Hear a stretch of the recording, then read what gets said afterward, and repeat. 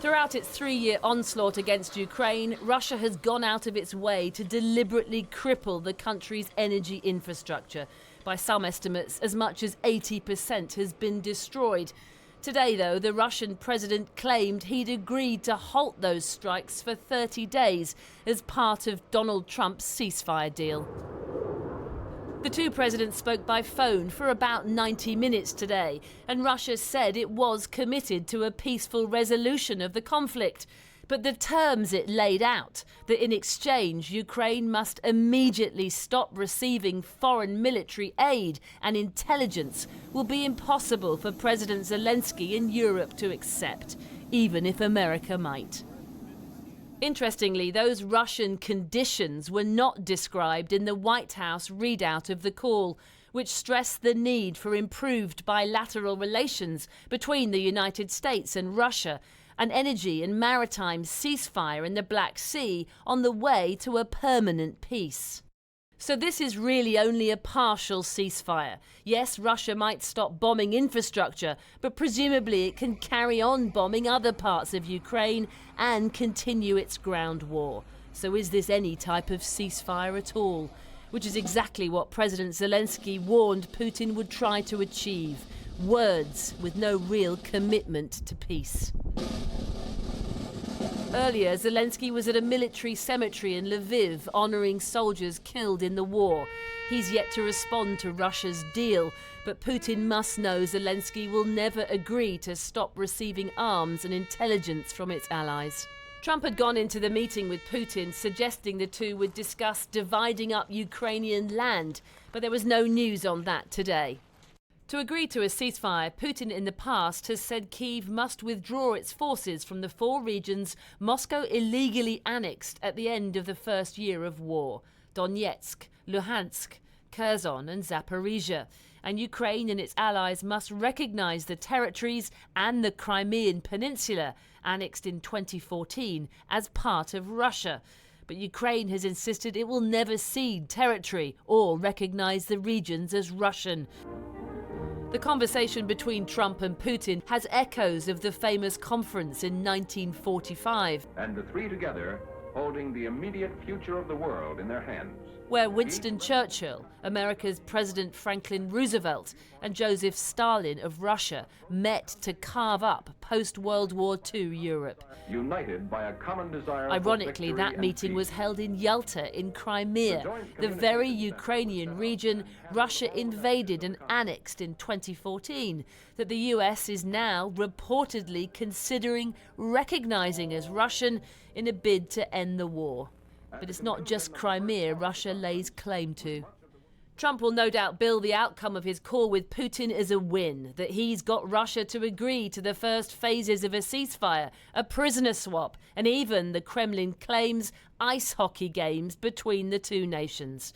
But a real lasting peace seems as far away as ever.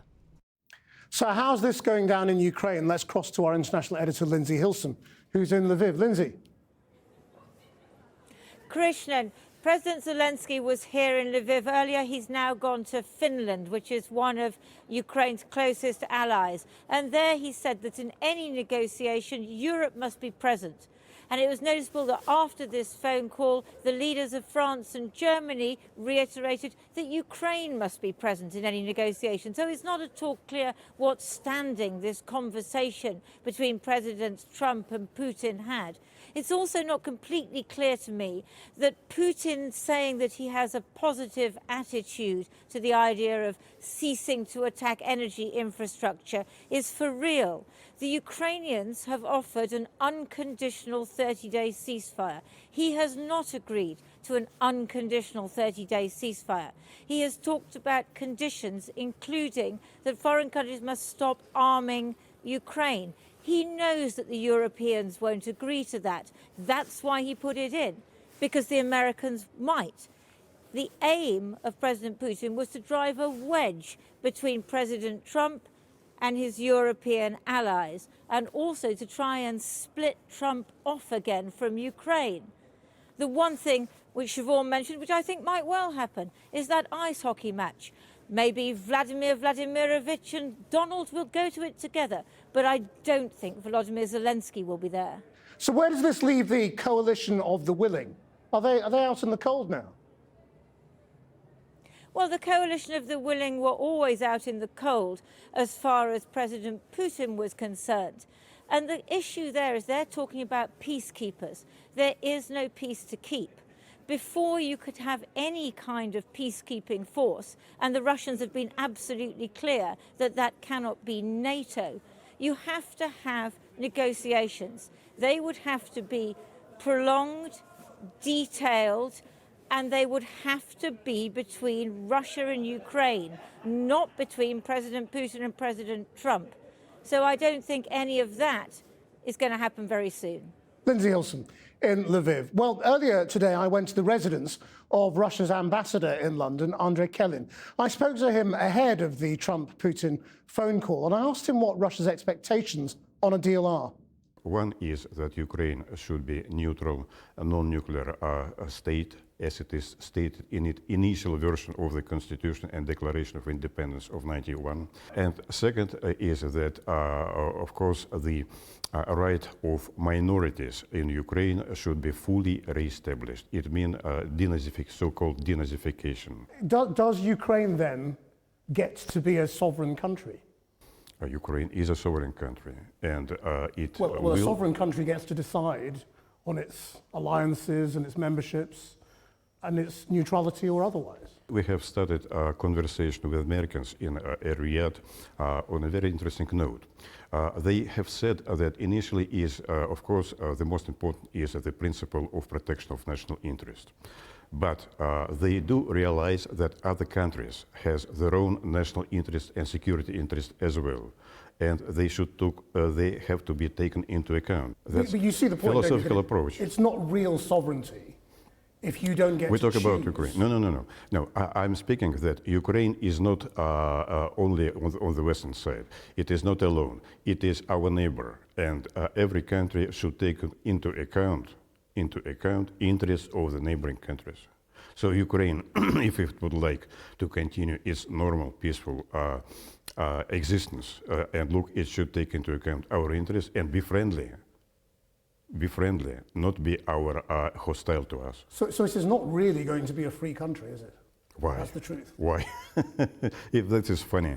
It is a free country live normally in free world. They do not wage war with each other. No, but a they free do not country try. gets to decide France whether and it's friendly or not. France and Germany has long ago agreed that they do not hate each other and they live peacefully in spite of very long history of contradiction. Why we cannot live with Ukraine normally? But would you say Britain and Russia are friends?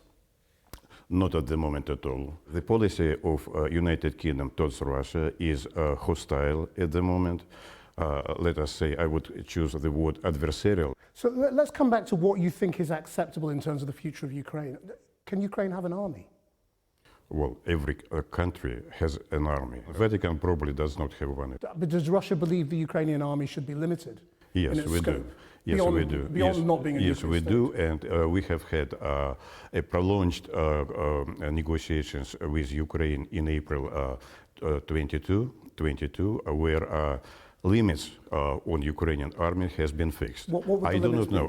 be? I do not preclude what's going on, what will be the outcome of the current negotiations, but I have seen the draft treaty. But that is still a condition. I do not know. It's being speculated that America may recognize Crimea as Russian in advance of the rest of the peace negotiations. Is that the kind of step you wish to see first?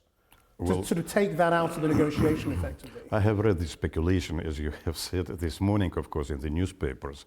I do not know whether it is true or not, but of course, if this step will be done, it will be a great achievement, of course, for peace and normalization of the whole situation in Europe. Because it is fact of life that Crimea is Russian. A referendum has been conducted. 2 million of population of Crimea are Russians. They do not live in Ukraine. They would like to live in Russia.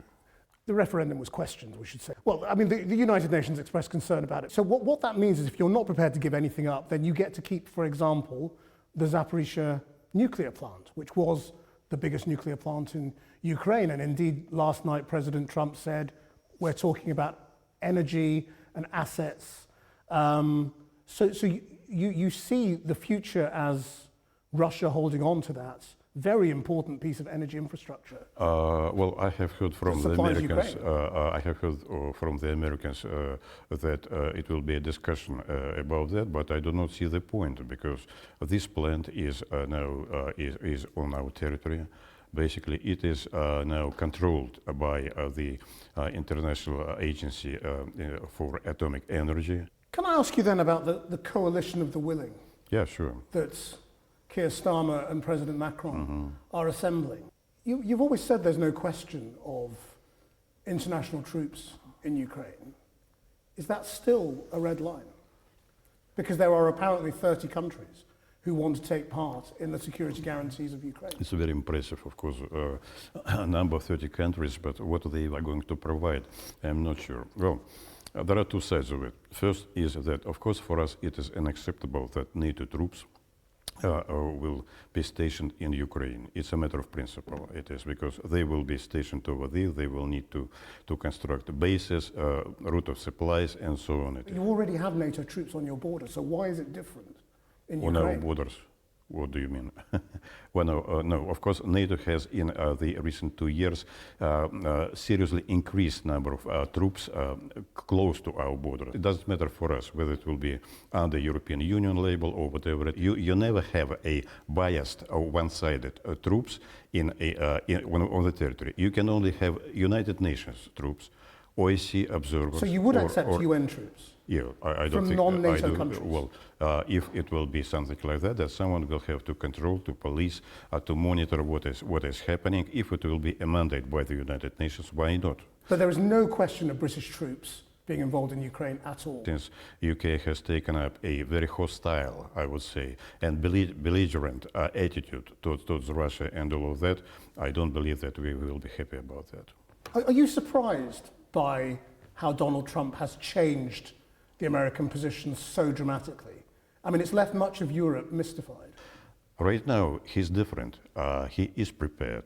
And he put a lot of people who thinks alike himself to the important positions over there. So now it is coherent, as we understand. Now it is a coherent international policy. Or perhaps it is a lot, I would say, causing certain uneasiness about Greenland, let us say, about Panama Channel.